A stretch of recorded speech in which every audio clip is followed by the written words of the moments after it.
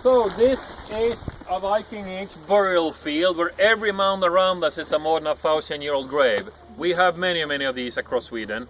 About 5,000 burial fields like this only here in central Sweden. And I'm not saying 5,000 graves, I'm saying 5,000 burial fields. But on this island there are very many graves in one place. On this island there's about 3,000 Viking Age graves, the largest collection of Viking Age graves in all Scandinavia. Most of the Viking Age graves look something like this. We simply call it a burial mound. They vary a bit in size. This one is actually pretty big, they're usually smaller. Here's a smaller one, has a nice circle of stones around it. You're standing on it, and that's fine, by the way. Don't. Really. Sometimes people today don't want to step on graves. I can understand that for respect, but on the Viking Age it was natural for them to walk up on the graves to talk to their ancestors. So the people in the graves, if they think anything, they don't mind that you're stepping on the graves, I'm sure. The largest Viking Age grave of this type is in Sweden. It's about as high as this tree and 80 meter broad. That's the mound of King Anund outside the town Västerås. We have like a couple of dozens of those really huge burial mounds. The most famous ones are at Uppsala.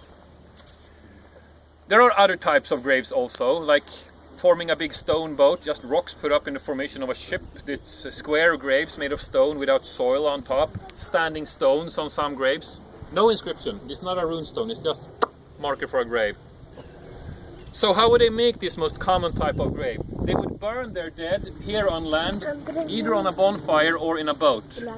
Have you seen movies about Vikings? You see they put the dead person in a boat and push it to the water. Have you seen this? Yeah. And in the movie you can see the horned helmet Viking standing, taking the fire arrow, shooting fire arrow on the ship that goes aflame orange against the dark blue heavens. Thunder and lightning are splitting the skies. On the shoreline in the movie the Vikings stand banging their shields, blowing their horns, the beards blow in the wind, the mead is foaming as they call out in some non-Scandinavian accents to Thor, Odin, Frey, and in the background dramatical music are playing. Not happen like this. They very often burn their dead in boats, yes. On land. Not push anything out to the water. Movie, comic book misunderstanding. So up with the boat to the land, put the dead person in the boat, in their best clothes, give some gifts for the dead, a lot of ceremonies for this, of which we only know fragments. Light a flame to it, and after the flames had died down and the ceremonies are over, put rocks on top, sticking out, and after that soil. Finished. That's how to make a Viking Age grave. Not pushing to the water, yeah? Not everyone would be burnt in a boat. Some people were burned on a bonfire, but everyone could be burnt in a boat, because we're not talking warships. Yeah, sometimes, but most people were burnt in a small rowing boat. Everyone had a boat.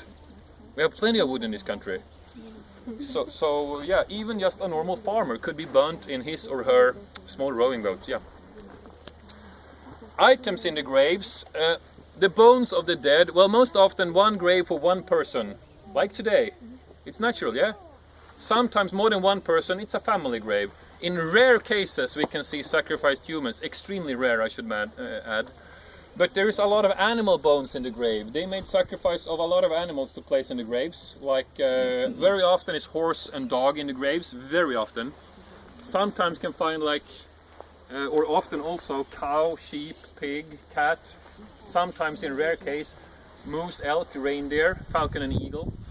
Falcon and eagle because, you know, hunting with bird of prey was like high status sport. In the graves we find ceramic pottery, we can find iron knives, iron nails and rivets that the boat was put together with before it burned up. We find glass beads in the lady graves. My colleagues at the museum and shop are wearing this typical Scandinavian female jewelry with bronze brooches and glass beads hanging between. We find amulets of the hammer of Thor, thunder god, especially here in central Sweden. Not as common in Norway or Denmark actually, more common in Sweden, in central Sweden. We find sometimes combs for the hair, and these combs are found in 75% of the graves, both men and female graves. We have some of them in the museum, and they are made of the horn antlers of reindeer and moose. We find sometimes in the graves weapons, but not in every grave, because as I told you, not everyone was a warrior nor Viking, yeah? but everyone would get a grave. So even if you're just a poor farmer, you would not throw grandmother out with the trash. Of course you gave her a grave, it's the decent thing to do. It also meant, well, grandmother was no warrior, she don't get any weapons.